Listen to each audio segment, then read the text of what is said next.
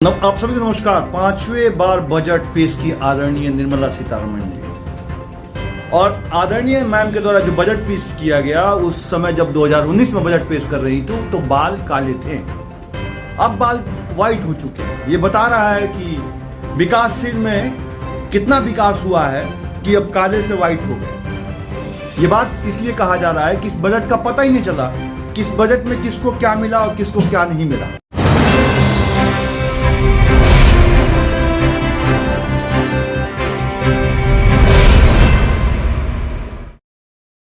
Budget में 26,000 करोड़ समझ में आ रहा है कि सत्ता में रहने के लिए अब भारत के एक एक व्यक्ति का पैसा जो टैक्स के रूप में टैक्स पेयर है वो 26,000 करोड़ बिहार को आवंटन किया और आंध्र प्रदेश में आवंटन किया गया है चंद्रबाबू नायडू की सरकार जहां पे है। बिहार में नीतीश बाबू की सरकार है। अब नीतीश बाबू को 26,000 करोड़ क्यों दिया गया, विशेष राज्य का दर्जा क्यों नहीं दिया गया, इस पर भी बात करेंगे।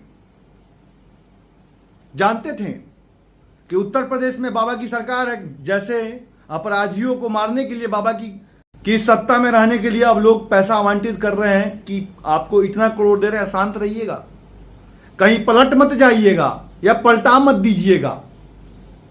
अगर पलटा दीजिएगा तो दिक्कत हो जाएगा। इस बजट में किसी भी व्यक्ति विशेष को डायरेक्ट जो है कोई लाभ नहीं दिखाई दे रहा। किसान डीएपी यूरिया और खाद में जो है लगातार परेशान है, कर्ज से दबा हुआ है, मजदूरी बढ़ चुका है और दाम किसान के फसल का दाम अभी भी छोटा आइटम है, छोटा है, बहुत छोटा है। जो थालियों में पहुंचाता है उस अनाज का रेट बहुत कम है, लेकिन डीएपी यूरिया पोटास की रेट बहुत ज़्यादा है। तो डायरेक्ट सेलिंग की बात कहाँ से आ जाएगी और डायरेक्ट उसकी मार्केटिंग की बात करें। डायरेक्ट मार्केटिंग कौन करेगा? बीच का दलाल करेगा। बीच का वो थर्ड पार्टी इंडस्ट्रियल वाला करेगा जो किसान से मक्का 2200 के लेगा और देगा आगे वाले को 2800 का। बीच का जो पैसा है 600 रुपया वो दलाल खाएगा, इंडस्ट्री वाला खाएगा। अब बात करते हैं किसान वहीं पे। अब हम बात करते हैं जवान पे। जवान देख रहे थे कि कहीं ओपीएस का मुद्दा तो नहीं आ जाए, एनपीएस में इंप्लीमेंट तो ना हो। सुनने में आया कि 10% जो कट रहा था अब 14% कटेगा। आपका ही पैसा लेके अपना ही इन्वेस्टमेंट करके आगे ले जाएंगे, उसी पैसे का एक सीटी आपको थमा देंगे, डिविडेंड खूब खाएंगे। न्यू पेंशन स्कीम में जो एनएसडीसी जो है वो जो डील कर रही है वो पैसा जो है देश के कोई भी कर्मचारी, हम ज़्यादा बात नहीं करते हैं, सीएपीएफ की बात करते हैं। सीएपीएफ वाले कर्मचारी का जो पैसा 7,35,000 कुछ तक अधिकारी अधीनस्थ के जवानों का पैसा एनपीएस में जो जमा हो रहा है वो पैसा वहां पे जमा जो कर रही है पैसा वो क्या कर रही है, शेयर मार्केट में डाल रही है।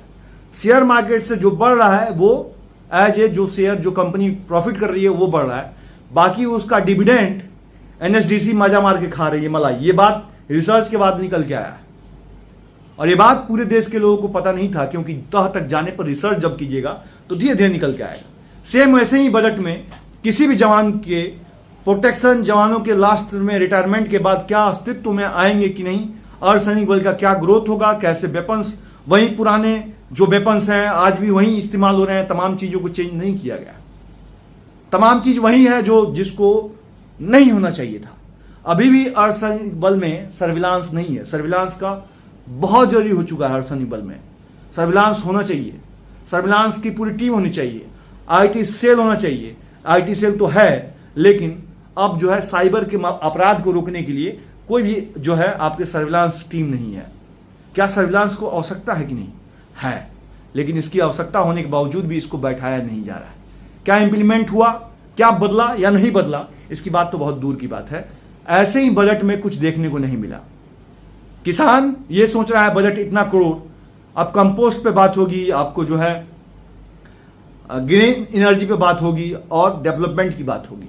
ये तीनों ऐसे ही हैं जिसका कहीं दिखाई नहीं दे रहा है और नहीं दिखाई देगा। किसान के नाम पे जो पैसा जाएगा वो इंडस्ट्री के मालिक के पास जाएगा, ना कि वो किसान को जाएगा। किसान को क्या चाहिए ना चाहिए, ये किसान से एक राय मसौदा लेने के बाद आवंटित बजट होना चाहिए था।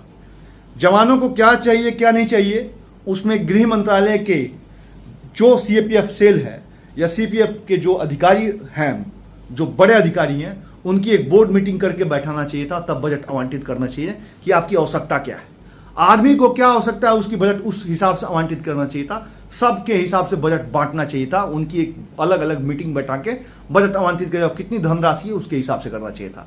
लेकिन ऐसा हुआ क्या? ऐसा सोच विचारा गया क्या? नहीं। अक्सर से इम्प्लीमेंट तो होना ही था, लेकिन इम्प्लीमेंट होता नहीं।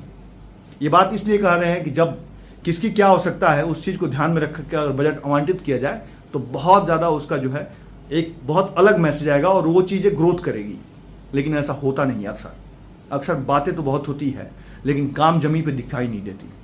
साहब बन के रहिए पगला, काम करेगा अगला, ये कहानी इस बजट में दिखाई दे रही है। ये बजट उसी प्रकार से है कि जब आप देख के रहिए, बन के रहिए लुल और तनख्वाह लीजिए फुल। मतलब काम करेंगे नहीं, हमें जो है सत्ता में बैठे हैं बड़े बड़े राजमहलों की हमें जो रिक्वायरमेंट है वो मिला हुआ है। दिल्ली के बड़े बड़े पॉश एरिया में हजारों एकड़ में हमारा जो है बंगला है, जो सरकारी है, नौकर चाकर गाड़ी बंगला सब कुछ मिला हुआ है। फिर हमें सोचना क्या? ये सेम वही बजट है जिसमें देश के कोने कोने के अभ्यर्थियों, बेरोजगारों और पिछड़ों की कोई भी तन्हाई बदहाली पे बात नहीं की गई है।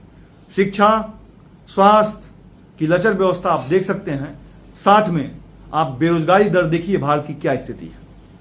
अब तो साहब बजट देखने के बाद दिल ही पिघल जा रहा है कि शेयर मार्केट धड़ाम, जो चीज़ें आकाश में जा रही थी वो धड़ाम क्यों हो रही है। ये बजट दिखाई दे रहा है कि ये बजट मिलता जुलता नहीं, ये बजट नाम का बजट है। बाकी मेरे वीडियो को देख रहे हैं तो चैनल को जरूर सब्सक्राइब कर लीजिएगा, क्योंकि ये सत्य और न्याय और धर्म की बात करता है, देश की बात करता है, साथ में आपकी बात करता है। और साथ में चैनल को सब्सक्राइब करके कमेंट बॉक्स में कमेंट कीजिए, क्या इस बजट से आप खुश हैं? क्या काले बाल 2019 में निर्मला सीतारमण जी की थी, आज वाइट बाल हो गए, उसकी जिम्मेवार कौन है? इसमें जरूर कमेंट कीजिएगा। और साथ में आप वीडियो को देख रहे हैं तो चैनल को जरूर सब्सक्राइब कीजिएगा। जय हिंद।